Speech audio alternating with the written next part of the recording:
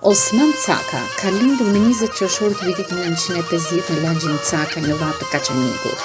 Në gjeni i Kosovës, poeti Caka gjatë luftës migroi në Manchester të Anglisë, ku jeton dhe vepron. Shtëpia ku lindi poeti është rindërtuar nga themelet dhe shndruar në kull, të ngritur në vitin 2018 në oborrin e shtëpisë së vjetër, e djegur nga lufta e fundit. Rënojat e saj ende duken si një dëshmi tronditëse e masakrave, tashmë kulla fisnike është kthyer në muzeun e Cakës dhe qëndron më krenare se kur, pasi përjeton sakrificat shumë vjeçare për liri dhe pavarësi të derës së njohur të Cakave, kësaj dere me emër në Kaçanik e në mbar Kosovën. Osman Caka është i martuar me Nevrien dhe janë prindër të 5 fëmijëve, njëri prej tyre Ilir Caka që është martir i lirisë. Dhe në prillin e vitit 2004, poeti Caka themeloi klubin e shaut Shqiponja në Manchester, ku për 6 vite radhazi nën patronazhin e klubit shqiptar, ai organizoi turneun klubi shaut ndërkombëtar në sallën e bukur të klubit futbollistik Manchester City, ku Agron Elezi nga klubi Shqiponja zuri vendin e parë. Si veprimtar i palodhur, poeti dhe babai i martirit Ilir Caka ngriti shtatorën e Shën Nën Terezës në oborrin e manastirit të Kortonit në Manchester.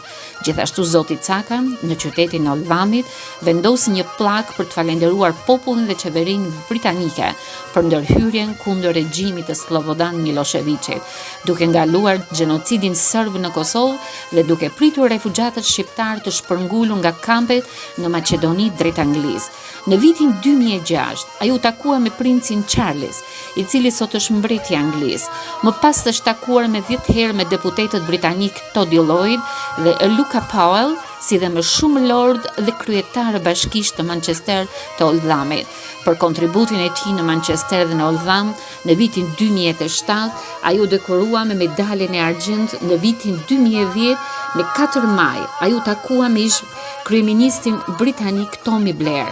Osman Caka arriti të ndërtojë vendlindjen e tij shtëpinë muze me kullën e Ilir Cakës. Po ashtu, ai veproi në një pllak kujtimore si hyrje të gjakatarëve serb në vitin 1990. Një nga arritjet që ka gëzuar më së shumti është hapja e shkollës shqipe në Manchester, një ëndër e tij e njohur e kahmotshme që u bë realitet në vitin 2024 fal zonjës Eriza Isufi. Kjo shkollë u pagëzua me emrin 28 nëndori në nder të ditës të flamurit të Kuq të Zi. Krimtaria e tij përfshi 51 libra, ndër të cilët mund përmendin Gjallëria o gjakut tim, Toplica e zemrave tona, Malli mërgimi, Pak nga gjak nuk fitohet liria, Guri i shqipes, jo pushk për vëlla. Dhe së fundi Osman Caka vjen para lexuesit me veprën e tij të re, Gryka e Kaçanikut, ku përmes vargjeve të tij sjell mallin për vendlindjen, dashurinë për Adheon, dhëmbjen për djalin e rënë në çlirimin e Kosovës. Pa frikë mund të thuhet se autori është një gjeni i Kosovës dhe një herazi, poet i dhimbjes, sepse përmes krijimtarisë së tij ka pasuruar drejt varfërinë sakrificat e popullit të tij. Me poezi të fuqishme dhe të thershme, ai ka evidentuar indiferencën e klasave të pasura dhe vujtjen e shtresave të varfra që shpesh herë jetojnë në minimumin jetik. Dhe shumë të tjera, përsëri mbi këngën Krenaria Nënës, lidhemi duke thënë se duke qenë vetëm një njeri që përjetoi varfërinë, poeti është vigjilent në vendimentin e saj, e përcjell atë tek lexuesi përmes vargjeve të mbushura me metoda godice dhe shpesh ironike që denoncojnë harresën e pushtetarëve ndaj të varfërve. Dhe ky vëllim poetik është një ftesë për lexuesin që të shohë, të ndjej botën përmes syve dhe shërbimin e autorit duke sjellë emocione të forta, të paharrueshme.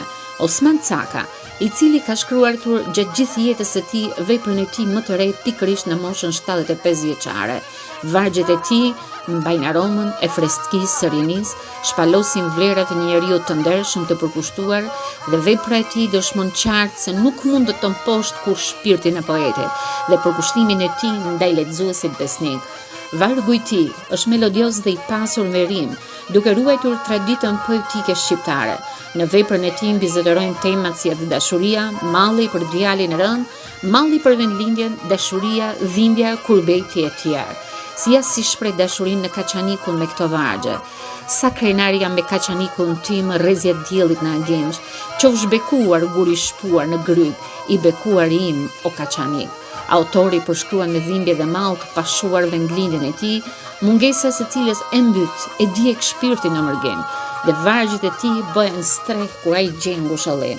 Ai kushton vargjit e tjera birrit të tij Ilirit, i cili ra heroikisht për dhe në poezinë e tij Iliri përshkruhet si krenaria më e madhe e Kosovës, dhe rënja e tij për liri bën që poeti të ndihet i dhimbshëm, por njëkohësisht edhe krenar.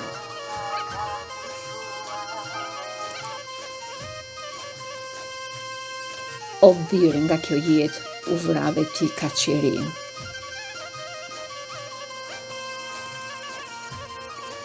Në vargjet e tij poeti sjell me dëmshuri masakrat e pushtuesve, por dhe heroizmin e djemve dhe vajzave shqiptare që luftuan për lirinë e Kosovës. Erdhën bishat nga Karpatet, tuj vra njerëz e tuj baxhaçe, 6 shekuj shqiptare kanë luftuar, e kur përse gjallis janë dorëzuar. Dhe gjuha e tij është e pasur me leksike me gek, duke u dhënë vargjeve një ngjyrim emocional të veçantë, duke i bërë ato më të afërta për lexuesin. Poeti sjell dëmshuri.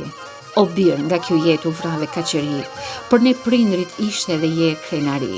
Gjuha e tij është e pasur me leksik gek, duke u dhënë vargjeve plot bukurie dhe shumë afërsi me lexuesin. Ky libër vjen si një pasuri e madhe artistike dhe gjuhësore për lehtësinë shqiptare. Rrëshen 13/2/2025.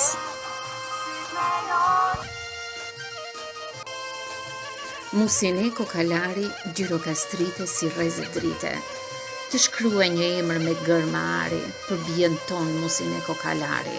Që shkëlqente por si rrezë drite motra jon gjirokastrite. Edhe pse lindja jo në tokë të Turqisë, erdhi në tokë të Shqipërisë, që u rritë shkolluar në tokën nan, gjirokastrite i kanë thënë. Kundër regjimit komunist ngriti kokën, e qëma i egri në të gjithë Europën. Bijën Musine Kokalarin internojnë në rreshen të Mirditës e qojnë. E mundojnë shumë me punë të randa, por nuk u dorëzua zemër gjana. Kështu vazhdoi gjithmonë poetja, me vujtje i shkoi jeta. Shumë vuajti për një sëmundje të randë, nuk e dëgjoi kush të bë gjanë. Fare nuk dorëzohej motra jon gjirokastrite, u shndërrua në yll Mirdite.